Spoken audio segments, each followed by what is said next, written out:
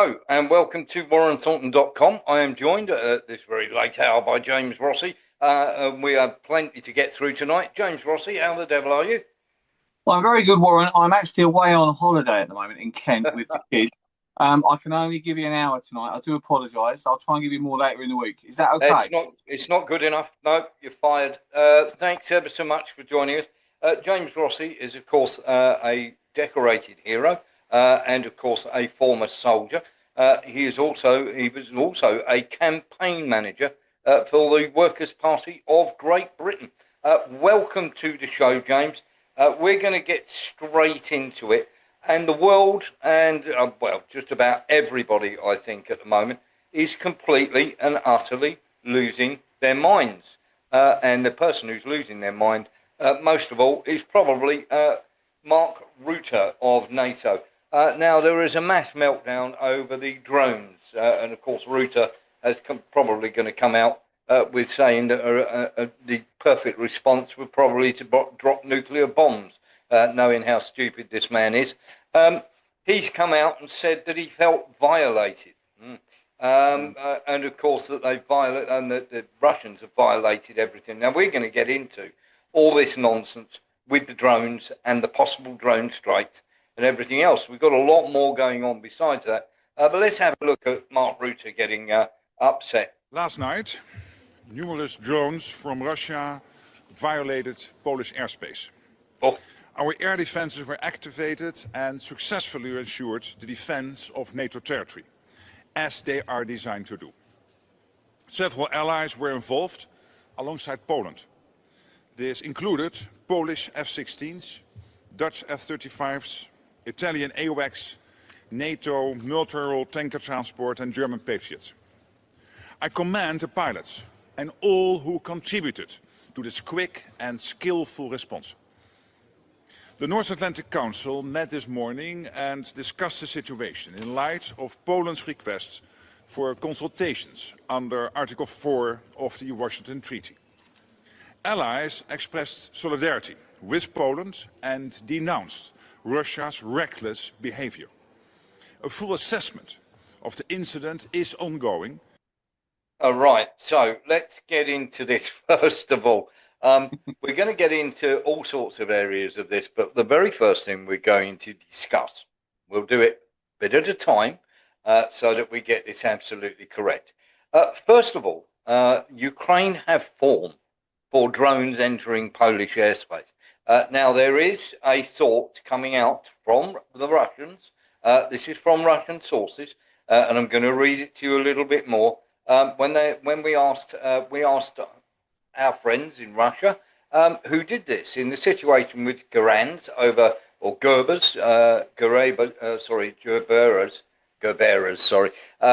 over Poland. What's amusing is the reaction of the Polish leadership and other NATO countries who described the night as something indescribable and never before experienced by the North Atlantic Alliance members.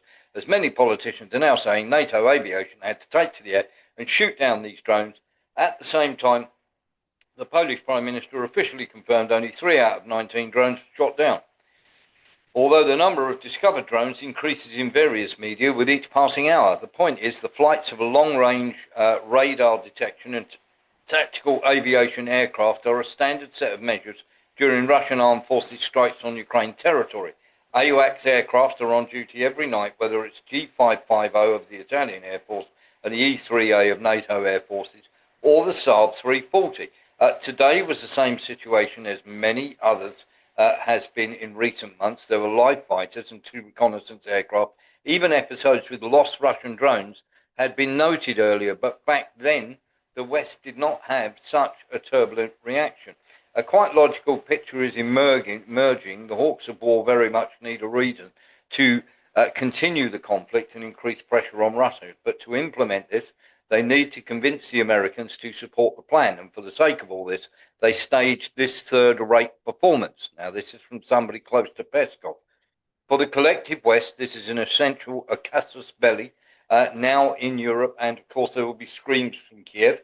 First, they will demand the introduction of peacekeepers in the western part of so-called Ukraine. Second, Warren, we believe they will want new sanctions against Russia and Eastern European countries will be begging for more funding for protection from evil from Russia. Now, we need to get into this a little bit, James. So the first thing we're going to do is turn around and say, whenever there have been drone strikes and anything else going into Ukraine, if all these planes were up in the air at the time, why didn't they take any of these things out? Why weren't they engaged in shooting these down?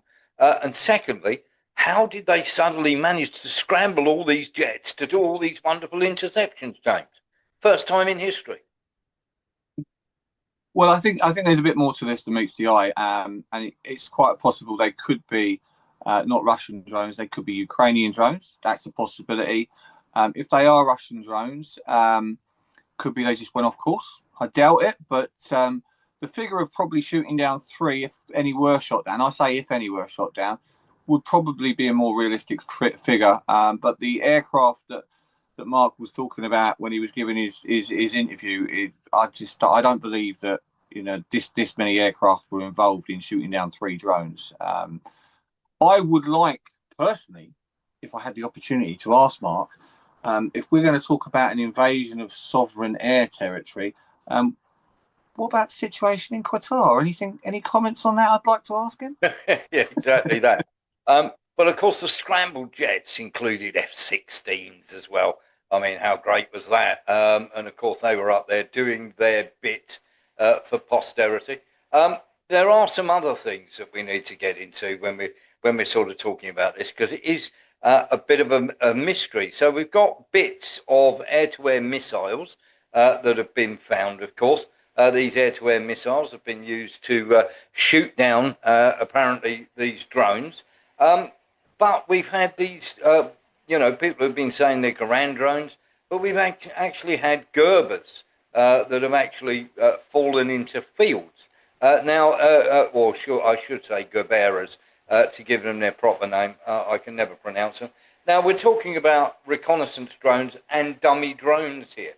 So we're talking about, at best, we're talking about non-explosive drones. There's been no explosions, no casualties, no nothing. These are either recon drones that have gone astray. We've still yet to hear from the Russians. Or this is a false flag of such minor inconsequence that suddenly scrambling all sorts of jets for all sorts of reasons when these things were just coming down anyway. And they managed to bring one, if they managed to bring one down, one hit a farmhouse and caused minor damage. Isn't this a bit of an overreaction for cardboard drones or surveillance or recon drones? Well, I think we do. NATO does want a confrontation with Russia. How serious they want that confrontation, I don't know.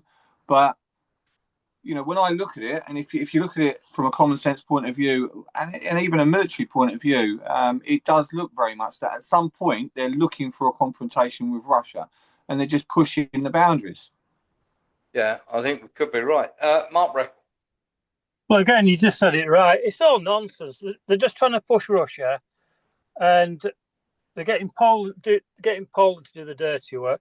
It's like you said about they blew up a tractor in a farmhouse last time, blamed it on Russia, and it was nothing. It was the Ukrainians. So, yeah. And like I said to you off before the show, they're sending loads of troops now up to Belarusian border. So yes. The Ukrainians are desperate. They're desperate to try and get the West involved now.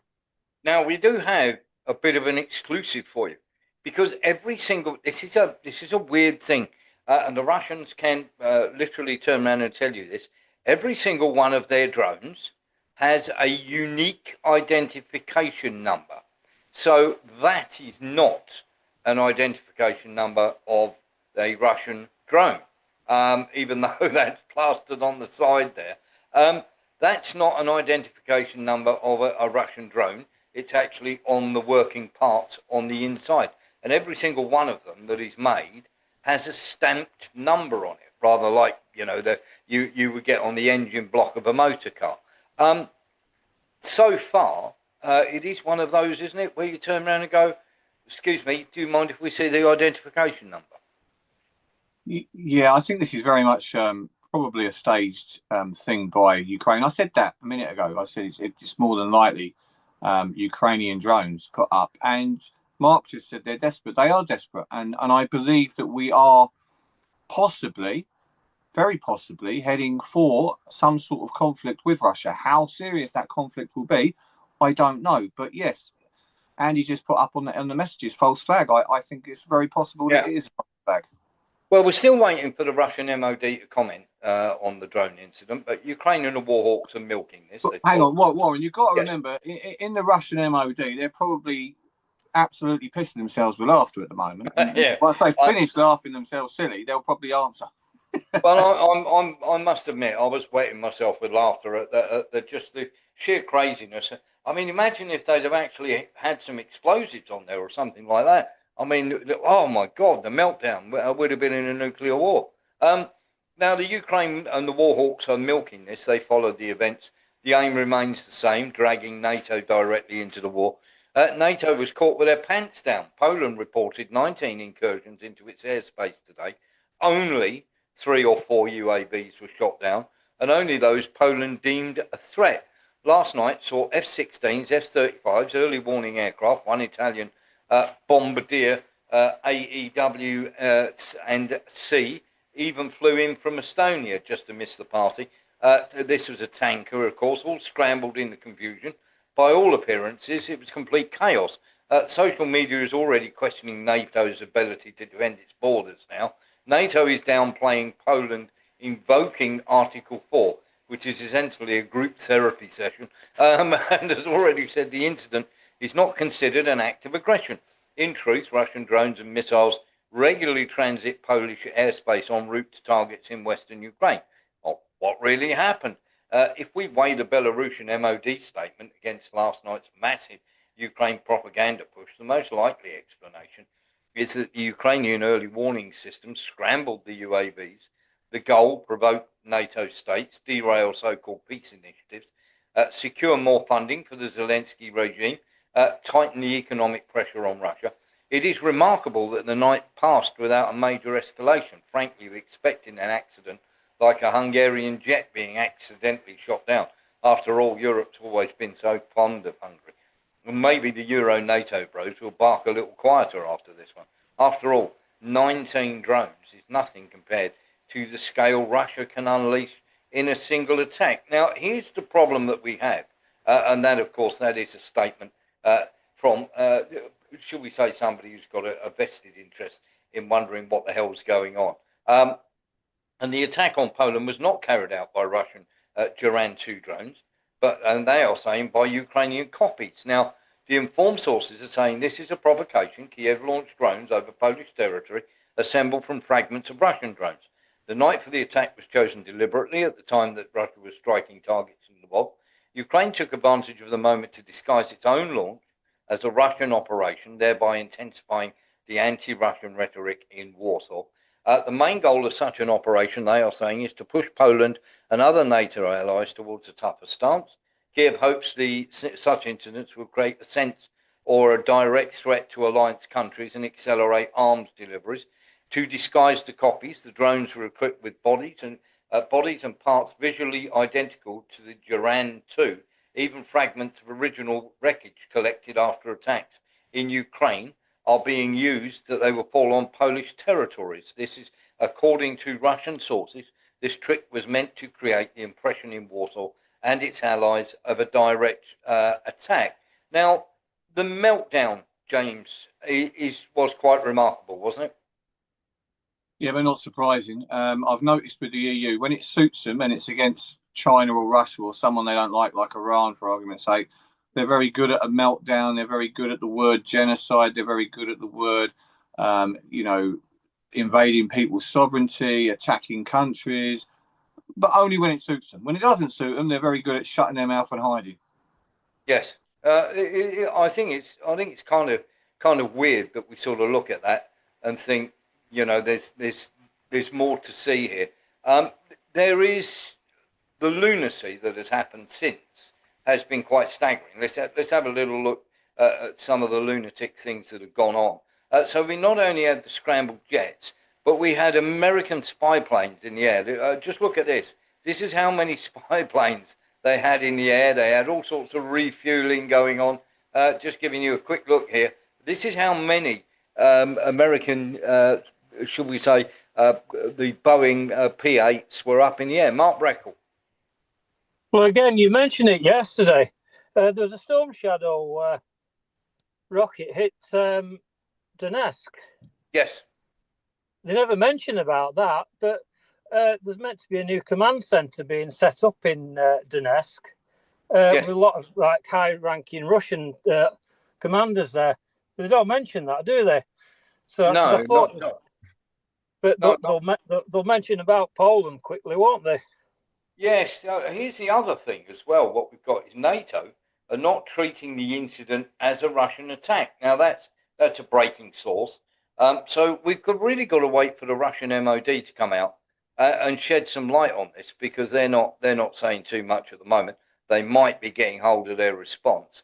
But we also highlighted, should we say, some rather awful stuff, because of course, while we were talking about everything that was going on there, one of the things that had come out of that, of course, was, of course, we had a bit of a problem with an F-35 travelling at an altitude of 23,900 feet, doing 384 knots. It experienced what they call a squawk on a 7600. Now, 7,600 or 7600 is a squawk where you can't have any where you literally lose all radio contact with anything that is on the ground. Now, this is the fabled F-35, James Rossi. Wasn't able to contact anybody whatsoever. Their comms went down. That's what 76,000 is. 7600, sorry, is. This is that's quite alarming, isn't it? It's funny you should say that, actually, Warren, because one of the things that the Israeli war has opened my eyes to, or conflict, it shouldn't be called a war, it's a conflict, is the fact that when we talk about the UK sending parts for the F-35 to Israel, we send something like, I think it's 25 or 26% of the parts. I can't remember the exact figure. It's something like that. And if we were to stop those supplies, their fleet of F-35s, probably about a third of it would be grounded in a very short period of time.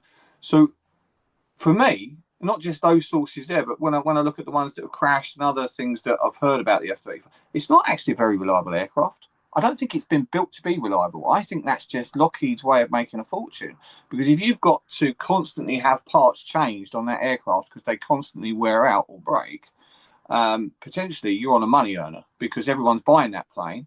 Everybody wants to keep it in the air because it's supposed to be the greatest plane ever. So they're going to keep buying the parts. It's just a big money spinner for me. I don't think that plane's as good as they make out. I really don't. No, it doesn't seem to be. Go on, go ahead. I was just going to say, no, you're definitely. It's not. I really do not think that plane's as good as they say. I mean, what about when the F-35s from Israel were going to go into Iran, and then Iran managed to block them or jam them or something, or they detected them and they all had to back away? It doesn't say a lot for the aircraft. That's true. Sean Murphy. Well, it looks a bit like the pharmaceutical industry, doesn't it? They make all these drugs for all these complaints and illnesses. They never actually cure you, but they can sell you loads and loads and loads.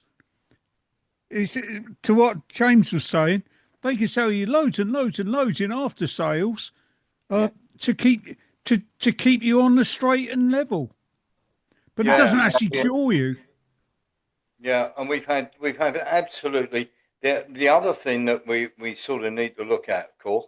Peskov has come out and said that there has been no request from Poland whatsoever. Now, lots of people have been reporting that the Russian ambassador was called in to have a meeting. Peskov is Putin's spokesperson, so he would know. And he's saying that no such thing has taken place. It's odd that everybody played this up to the point of almost, whoa, let's get in there and everything else. And then suddenly everybody's downplaying it again. Literally, when the Article 4, as I say, was basically a virtual hug from NATO to Poland. But Poland are playing this up a bit. They've used it as an excuse to move, shall we say, all sorts of things around the place. For some strange reason, they've decided to put more troops on the Belarus.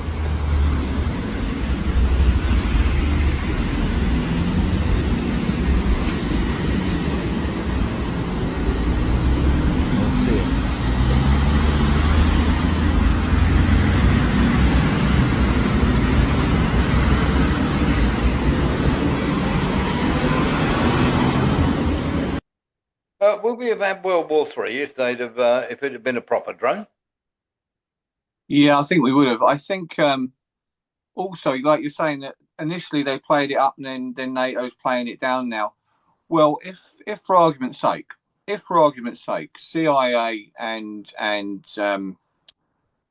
Ukraine were working with Poland to do a false flag event, and they kept the rest of NATO out of it, then there would have been that big flare up, wouldn't there? That big, because that's what, they're all gunning for Russia anyway.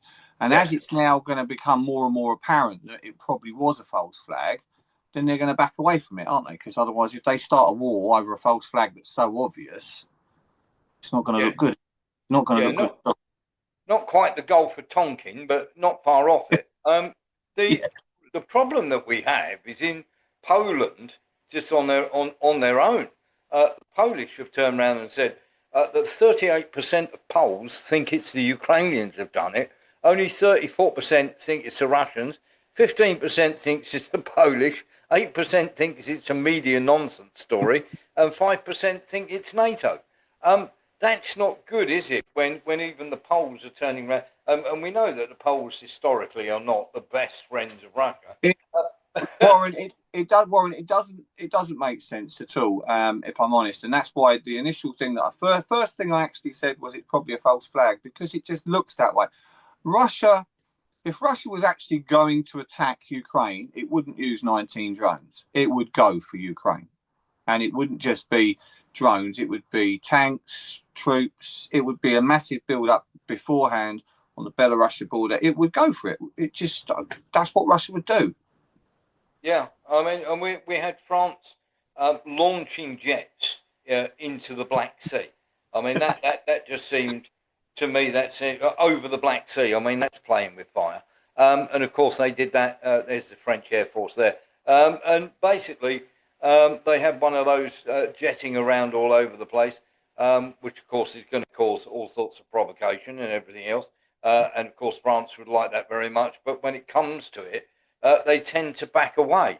Now, I've got possibly what I think to be the answer, because the Kuleba fled to Poland, didn't he?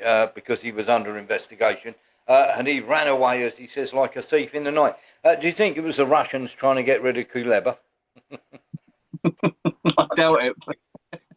No, I don't think so. No, but on that jet, the picture of that jet, the French jet, it looked like the Rafale jet. I've got to be honest, didn't fare too well in the Pakistani-India conflict. So I don't know why you put that up in here. No, it didn't. It didn't fare too well. I've got to say, the Kuleba story would have been brilliant, wouldn't it? Russians hunt down, Ukrainian Harry Potter. I mean, it would have been fantastic. We got flying stuff and all sorts. Exactly. One of those could have been while he was having a game of Quidditch. Let's get into it. I mean, this is. Let's get into this then. I shouldn't laugh, Warren, but this whole situation is laughable. I do apologise. It's a clown show, isn't it? Let's talk about this clown show. I want to talk about froze it, pinched it, spent it. They're getting another billion. Ukraine are getting another billion given to them by the EU. It's another part of the interest payment from the Russian frozen assets. This seems to be an endless stream of interest payments. In fact, I've never known such a high yield interest payment account in my entire life. Warren, you and I both know it's not interest. They're telling us one thing and do it. But I think the thing that's got me, and which is why I threw my head back, is at the moment, in particular in the UK, I'm not sure about Europe, but I think it is just as bad in France, Germany, in particular Italy's got a big problem. Spain has. We've got so many people who are homeless, a lot of which, probably 1/3 or more, are ex-veterans who desperately need help, desperately need homes, and we're giving £1 billion to a conflict which is bugger all to do with us. It's all about BlackRock and money making, and strategic military power between the US and Russia, when our own citizens are desperate, it's absolutely outrageous. Yes, it is. Something is even more outrageous because I haven't finished yet. Von der Leyen, she's getting an €8 billion loan for the EU from ERA. It's not coming out of the Russian frozen assets, God forbid. And that, of course, is going to go to Ukraine for all sorts of things. Another 8 billion that just seems to have materialised out of nowhere, James. Yeah, but don't forget they're all poor. They haven't got a penny to spare on anything, especially when it comes to domestic care and domestic help for their own people. Yeah, it does seem a very strange thing, doesn't it? And we'll keep. I want to know, with the 1 billion and the 8 billion, that's 9 billion. How much, once they've invested that into this war in Ukraine, how much are they promised in their own personal bank accounts as a payback? That's what I'd like to know. Oh, that wouldn't be happening, would it? But it might be. It wouldn't. But it might be. You could be right. We get a bit more on obviously the war that's going on in Ukraine in a short while. But while we're on that subject, let's have a listen to this, James, because Ursula von der Leyen, of course, it's just a pure coincidence that she happened to be giving her State of the Union speech on the same day as the same day as the drones were flying. Let's have a listen to this. We are on the brink, if not even at the start, of another global health crisis. And as a medical doctor by training, I'm appalled by the disinformation that threatens global progress on everything from measles to polio.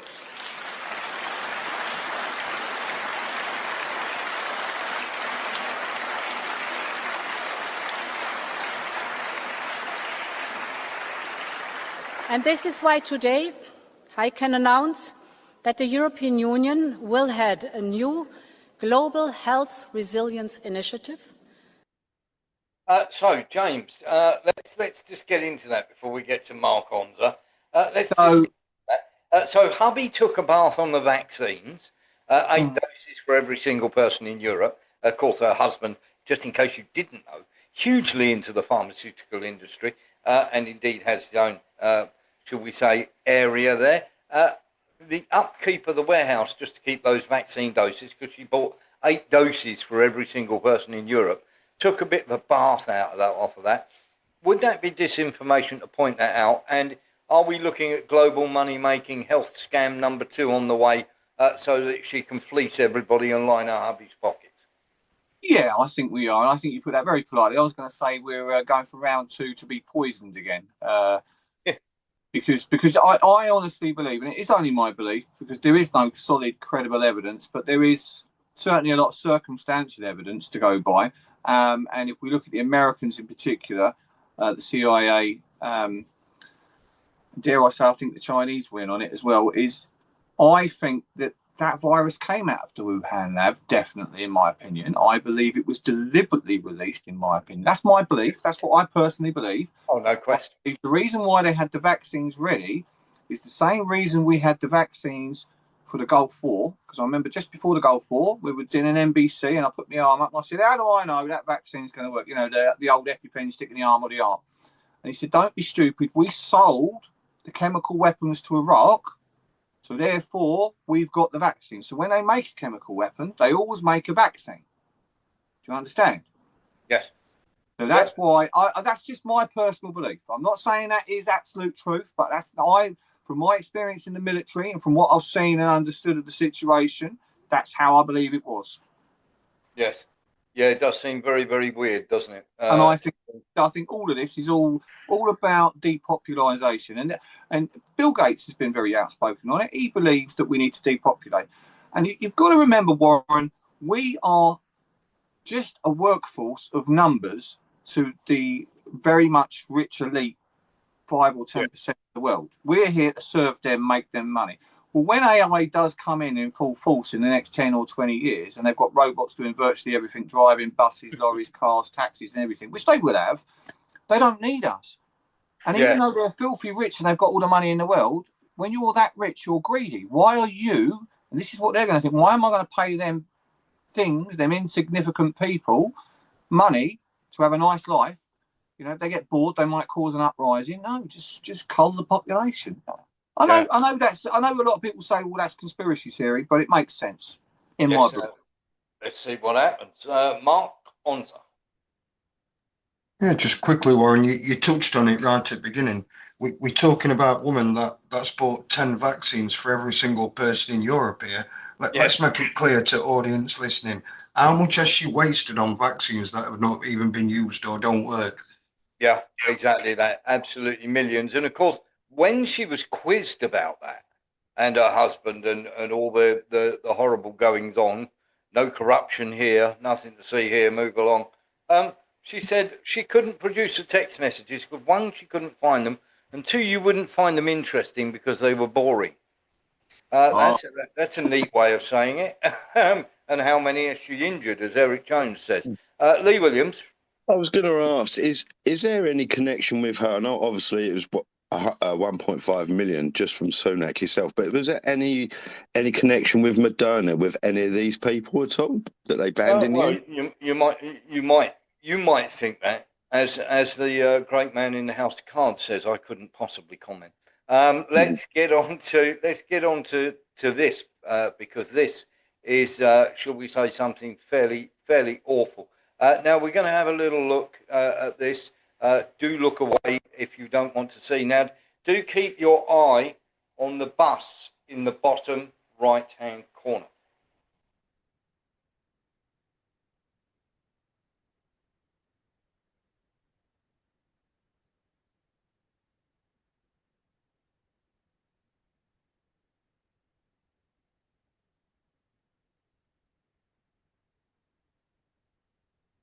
There we go. Now that happened in Mexico City.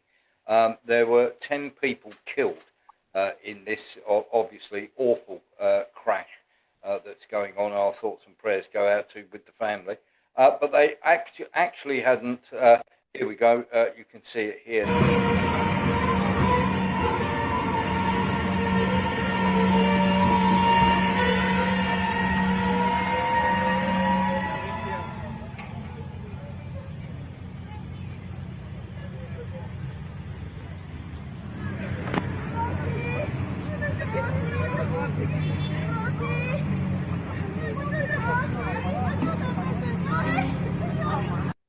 3 men and 7 women were killed in that accident. As I say, 40 more injured.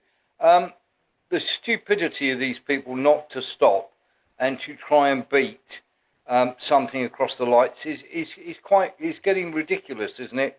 The amount of trains we're getting hitting vehicles every single time. Is this becoming something that we're going to have to start getting used to? I mean, the driver here, having failed having ignored the signs, just got 10 people killed there. Yeah, I think I see it actually, funny enough, I see it in London a lot where not so much cars crossing, train crossings, but red lights in particular, stoplights, just jumping them.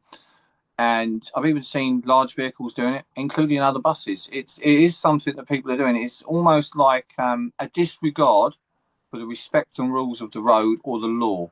And I think we're seeing it a lot across the world.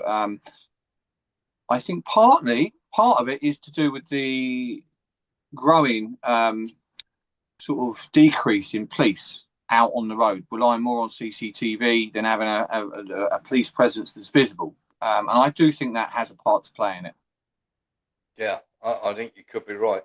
It is something that you sort of look at and go, how bad is it going to get? Well, it did seem bad to me, and it seems like it's going to get even worse. Let's have a little look at something that is slightly troubling. This is again in the Ukraine war. Let's have a look.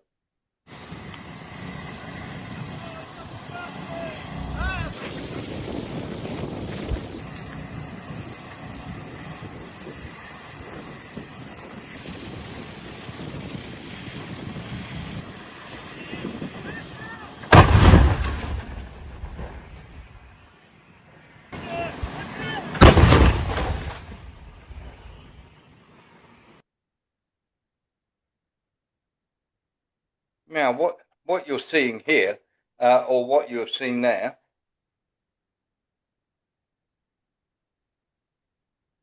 and as you can see the explosion coming in there, that the NATO, this is how stupid they are, talking about a 20-kilometre exclusion zone. That artillery gun there, the one you have just seen, can fire over 30 kilometres, James Ross. Yeah, I know. 20-kilometre exclusion zone isn't really going to make much of a difference because, aside from the fact that that can fire 30 kilometres, what about missiles? What about drones, etc., etc.? They're not restricted to 20 kilometres. So I don't think it's really going to make that much of a difference what sort of exclusion zone you've got. And how long does it take if well organised and well equipped? And the Russians would do a better job if they was to start the war all over again because they're battle hardened and very much up to speed with logistics and how to move things and do things now. So it wouldn't take them long to cover 20 kilometres. No, it does seem a very, very strange thing, doesn't it, that that's suddenly happening, or is that just me? No, I think this is all to do with they definitely want, and Keir Starmer said it plenty of times. So's the French president and even the German president. They definitely want boots on the ground in Ukraine. There's no doubt in my mind about that. And the exclusion zone is look, we'll have the boots on the ground here. We'll have the little exclusion zone, and then that's your side. That's where we're all going with this. Yeah. Well, let's have a little look then at this because this is something you won't have seen yet. So have a look. So this, let me know if you've any idea. So you can see these police officers are armed to the teeth. One there, one there, one there. Of course, these are the gentlemen. They're not releasing the body cam, but we have got some of the footage. We've managed to get hold of some of the stills. This is the gentleman in Australia, Desi Freeman, who is still on the run. There's $1 million Australian dollar bounty on his head, still in the outback, still doing his Rambo bit, and possibly being sheltered by some of his friends, and he's becoming something of a hero.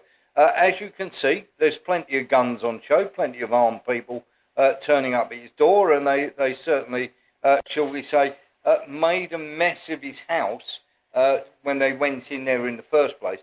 Now, this guy had plenty of run-ins with the police, who he believed were victimising him because of his outspokenness about the COVID jab. And let's get into this a little bit because I think this is quite important, James. So we've got a little bit of the. So we hopefully will get the footage. But the detective, senior leading constable, Neil Thompson, 59, was in the video in front of the other officers dressed in a flannel shirt and jeans, as you saw. And Freeman actually, you can overhear him. I've listened to the audio and said, "Did you join the police force to be Nazi effing thugs? You are just going to kill me." And of course, the officer replies, "We are not going to kill you." He said, "Well, why do you have your weapon unsnapped? You've been targeting me for 7 years," Freeman says, before he demanded to speak with a commanding officer or a senior sergeant. "Tell your goons to stop breaking the door. This is domestic terrorism. Why did you join the police? So you can terrorise families," Freeman barked as officers tried to pry the door open, as you've seen there. Now, instead of talking to him, of course, they started doing this where they were prizing the door open. Now, the senior constable, Vadim Dewart Hotar, remains further away until minutes before the shooting, when he moves to the left of the bus door. A second later, 2 shots ring out and other officers retreat. The video ended shortly after that. Now, the senior constable, Thompson, and senior constable DeBart were both shot dead at point-blank range, and a third officer was injured in the deadly confrontation. Now, they've offered $1 million to literally, should we say, for the capture of him, first of all. But the problem that we have, and this is not being reported by the mainstream media, is they were there to try and take his children away, James. Because what they were trying to do, they couldn't get him on any other, shall we say, and there they are trying to force the door. Look, they couldn't get him on anything else. He refused to give up his guns and everything else. And of course, there they are trying to break in. And of course, they were going to cart him away, saying that he'd been hitting his children. And of course, they were going to try and take him away for that. And the idea was to get him off of that property. Is this a case of the police going too far? Does this guy have a case here? He certainly seems to feel that he's been victimised. To be honest, Warren, I'm going to be honest with you. I don't know too much about this particular story, but there is, if he's very outspoken about the vaccine, depending on how outspoken he's been and what evidence and sources he's quoting, it's possible. It's possible that they would try and shut him down or quieten him down. I've seen other instances in one particular lady, Fiona. I can't think of her name now. Fiona, who was a big TikToker. She's very outspoken. Fiona Ryan. Yeah. That's the one, Fiona Ryan. Although I don't always agree with her methods of being outspoken, you know, she was true in what she was saying, and she was victimised and targeted, I do believe, by the authorities. And they did try and use her kids, which I think they did successfully in the end, shut her down and quieten her up. So it does happen. Yeah, exactly that. And I've got to say, he's become something of a cult or a folk hero in Australia. In fact, the police are so hated that they would literally turn around and go, you know, everybody sort of turning around and saying, "So be it. Who gives a shit?" You know, and that is literally what they're saying. Now, I want to get into this, James. This is Irina, who was stabbed to death, obviously, the Ukrainian refugee, who was stabbed to death on the bus by this man. And they're saying it's not racially motivated, but he did turn around and say, "I've done for the white girl." That isn't racially motivated. And straight away, he's tried to come out and said, "It wasn't me, it was the voices, it was them inside me. The medication inside me told me to do this," and all the rest of it. But I'm going to show you a series of pictures. Here's the first one. Just going to show you here. Have a look at that. That's after she has been stabbed. We're going to show you a second picture right now. And of course, these are quite harrowing, some of them. So do, by all means, and as you can see there, there is a gentleman moving away. She is just realising what's fully happened to her there. And of course, we've got even more pictures. Let's have a little look at this one. There is a couple that are quite staggering. This is picture number 3, as they say, as you can see, where she has, she's just covering her mouth now because blood is coming out of it.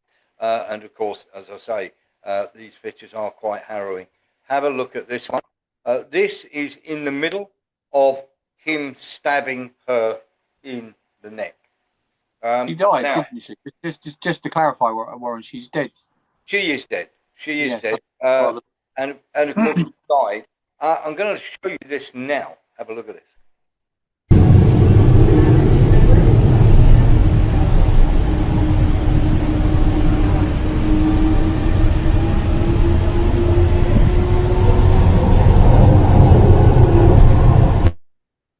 Now, they can't say they didn't see this, James Rossi. Not one of these people helped her in any way, shape or form. I'm not talking about going and tackling the knife man, but not one of these people, and they just all happen to be the same, and I'm not making this a racial issue, but they do all happen to be black. Not one person went to help her to see if she was all right or anything else. It took her to collapse on the floor, and I'm not going to show the rest of the video, but it took her to collapse on the floor and literally be spouting blood out of her mouth before anybody even bothered to go over and give her a cursory glance. Meanwhile, he's wandering up and down the carriage with blood dripping from the knife all over the floor, saying, "I've just done for the white girl." It's very hard not to see this in racial terms, isn't it? I believe, you know, if that's what he was saying, then I would personally take it as a racial attack. I don't know what to say really about the other people in the carriage. I can't believe that whether you're white or black, he would not render assistance. I find that quite shocking. I was under the impression that it was a train, not a bus. I don't know. Was it a bus? I believe it was. Yeah. Well, it might well have been a train. But well, no, because I saw video footage. I saw video footage of the aftermath of him actually getting off a platform off a train onto a platform. Yeah, so I think it might well be. Yeah, but that's beside the point. But the point is, lots of people don't like to admit this fact, and it is a fact as far as I'm concerned. Racism is not about white against black. Racism can be black against white. We've seen it. We've seen it across the world. It does happen. We just don't like to talk about it because we always like to say only ethnic minorities can be racially abused. But it does happen, and it's as simple as that. I myself, in my lifetime, have experienced racist comments from people of different minorities, whether they're Pakistani, Bengali, or African American, Jamaican, whatever. So I've experienced it, and it is a fact. And I believe if we don't accept that fact that racism can come from any culture, we'll never ever get past racism. So I've got a question, James. He'd only just sat down. Now, there were any number of other people on that transportation. Why didn't he attack them? Well, I think the answer is in what he said at the end. And he obviously was mentally unstable in the head. You could see that when the video I watched where he was looking out the window, the way he was looking, the way he was agitated before he did what he did for a period of time, he was definitely mentally unstable, in my opinion. And I think one of the other things that we've got to look at in the Western world is we now have very few facilities available where people are kept in facilities away from the mainstream population who have various mental health issues, because we now believe that drugs can cure everything. So a lot of these people are to take this pill every day, take that pill every day. And when they don't take their medication because they're not mentally of sound mind, this happens.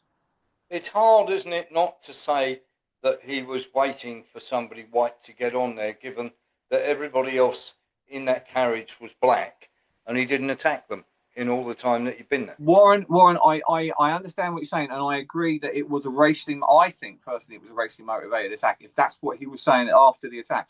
But I'm also saying the man was clearly mentally, I'm not saying he was mentally unstable, that he was, that voice thing that I'm hearing, voices in my head, is not washing with me. But I do think that these people who go out and commit crimes like this should be put somewhere and kept there permanently. Yeah, absolutely. Let's have a little look at this thing, because this happened in France.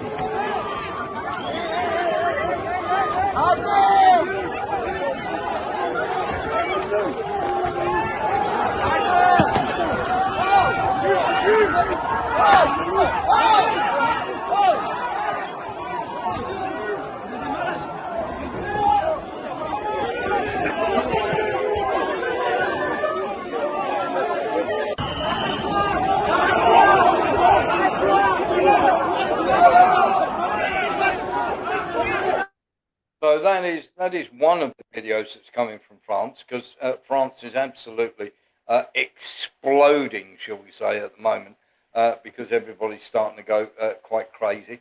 So here's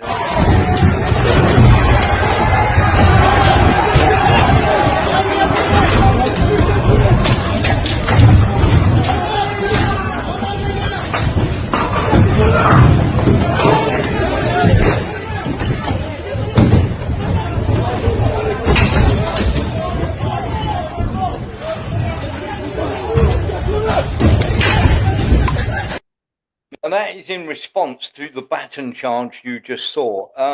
The police going in heavy-handed is not going to make things any better, is it? No, it's not. I believe, from what I understand of these protests that are going on in France at the moment, is a lot to do with the country, the people not being happy with the way the country's being run by the government, and probably, not happy with the way things are costing so much money and everything's becoming so expensive. And I should think they've probably got a severe immigration issue going on in the country as well, which is being fueled by the press.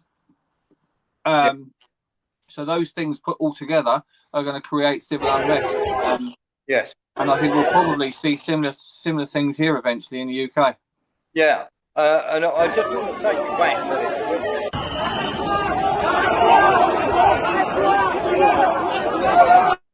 Right. The French police, hang on, the French police are renowned for being over the top when it comes to dealing with protests. I would like to point that out. Yes. Let's straighten a few people out here. If you're going to do riots like that, okay, what you need to do is you need to look at the gap that you have there. Now, what you want is you want 50 guys, okay, who you know are going to stand and have a battle. And then what happens is as they attack you, you split to the sides, leaving a body of about 10 or 12 guys that they're then coming to try and bat and charge. And you have already split to the sides. Then the Molotov cocktails go in behind, and then you guys go in front of the fire, okay, so that the police take at least a minute to react. You then have 10 coppers at your mercy with 40-odd guys who can beat the living daylights out of them. Enjoy yourselves. If you're going to do riots, gentlemen, do it properly. Make sure that when they do a baton charge, that they get such a hiding that they never, ever do another baton charge on that area. Okay? Please. I don't think the French police will appreciate you giving that information out, Warren. I'm just telling you how Millwall would do it. That's it. I know. Leave with him. I was going to say, I mean, it's not happened yet, but is it going to be a stage where people are just going to like start throwing the fire around? Would they be protected, these police? Yeah, I'm not saying anybody should follow exactly what I said, but yeah. I'm just saying that would be, if not, I am not condoning any sort of violence, but if you were going to do it, you would do it properly. You would make sure that you isolate 7 or 8 police officers, then the Molotovs would go in, then 15 or 20 of you in front of the fire, and then you've got 6 or 7 police officers, and you've got 30 of you. Good luck. Warren, yes. Can I just jump in there just quickly? I think what you're talking about there is what I talked to you about a very long time ago, and it was off the news there. And I'm going to say it now because I think it is a valid point for the way the world's going.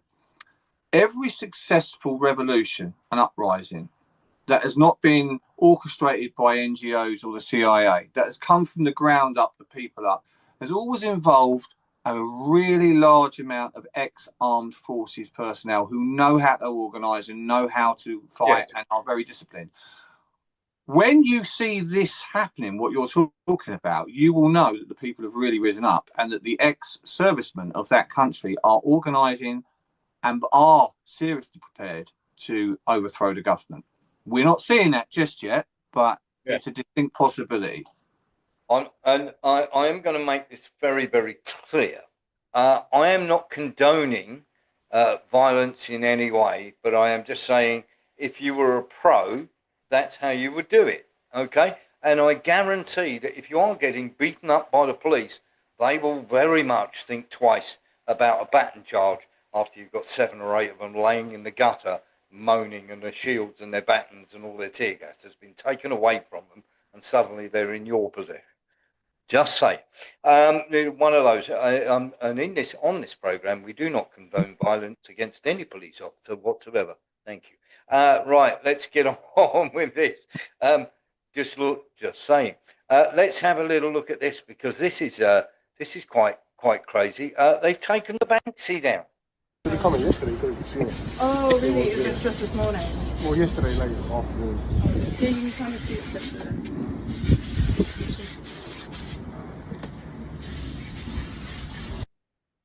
So the British police taking the Banksy down, which shows them being violent. The only problem is, James Rossi, is it looks twice as bad now as it did when they started scrubbing it off the wall. It does. It does. I mean, I don't think I'd have really bothered scrubbing it off the wall. It's one of them. I think the only way you're going to get rid of that is to somehow paint the wall. But then that's going to destroy the stone sort of appearance of the wall. But I think it was Banksy's put into pictures what everybody's thinking, what everybody believes. So the Royal Courts of Justice might not like it. Sir Keir Starmer might not like it, and David Lammy might not like it. But at the end of the day, we know that the police are overreacting against these pro-Palestine action supporters in London, and the government has done what they've done to serve their puppet masters. Yes, absolutely. It is quite staggering, isn't it? And a couple of other things I want to do just before you leave us, James. This is the new Chinese drone. So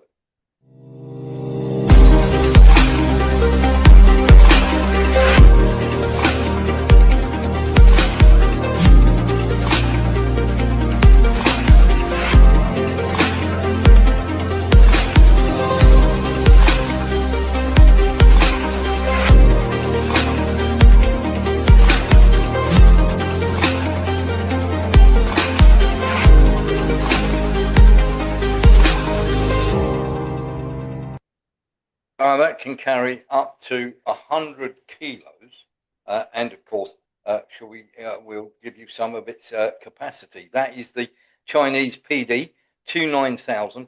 Now they've already got 30,000 of these, and they're now in mass production. They can travel at 250 kilometers per hour, and they have a 12-hour flight time. These are what they call suicide drones. Are America really going to go and start a war down there in Taiwan, do you think? Depends. America's at the moment, I do believe, I'm reading a lot of articles about and stuff off of X and various other sources that America's digital currency thing, cryptocurrency should I say, is to try and basically wangle out of their $35 trillion debt in some way. Now, I don't know how much accuracy or truth there is to that. I've only been looking into it the last couple of days, but they are going to definitely be looking to wangle out of that debt. They can't repay it. There's no two ways about it. I don't care what America says. You can't repay that debt, and it's getting bigger every day. So they need to figure a way out of that debt. Otherwise, their country's down the pan. If they can't, the only option they have, and I'll be very clear about it, and anyone with half an ounce of common sense will agree with me on this, is to have a serious war, a global conflict. Yes. And that would be where China and Russia falls into place. Well, while you're talking about that then, James, the European industry is dying, and it really is official because the numbers are out of large enterprises in the EU. The announced plans to close January, August reached its highest level since 2008 global financial crisis, if you remember. And it's based on the data from the ERM, the European Restructuring Monitor. So 99 large EU enterprises closed in total. 72 industrial giants closed in just 8 months of 2025. 27,300 jobs lost. Now, the epicenter, Spain, 17%, France, 14%, Germany, 11%, Czech Republic, 11%. I mean, that really is, it's starting to unravel, isn't it? Yeah, but I think if there is a major conflict, if it goes down the route of they have to go for a global war, the Americans, to save their empire, so to speak, sacrificing Europe is not going to be a problem for them. Because I'll tell you now, if it's a choice between them going down the pan to save us or us losing and them saving themselves, bye-bye. We're not going to be saved, I promise you. Yeah, absolutely. James, where can people find you on your social media? James Rossi 268 on TikTok, and I've also got Twitter, or X as they call it now, James Rossi, and Facebook, and I'm starting to breach into Instagram now because I'm starting to find a few useful features there that might come in handy. Yes, absolutely. Now, this is the first part of the show over. Of course, there's quite a lot longer to go. We'll have lots on the Venezuelan government, the CIA. We'll be talking about the tax man. We'll be talking about Qatar, whether the note is there. We'll be telling you who's behind Nepal, looking at Moldova and the British troops, Iran and the IAEA. We'll also be talking about age verification. We'll be challenging Mark Breckle. We'll be listening to Donald Trump. We'll be looking into Mandelson and Epstein. We'll be looking into the rules-based order, and we'll be looking at Trump possibly lying to people. But for the time being, for the time being, this is the first half of the show over. Thank you very much for watching. And thank you, everyone.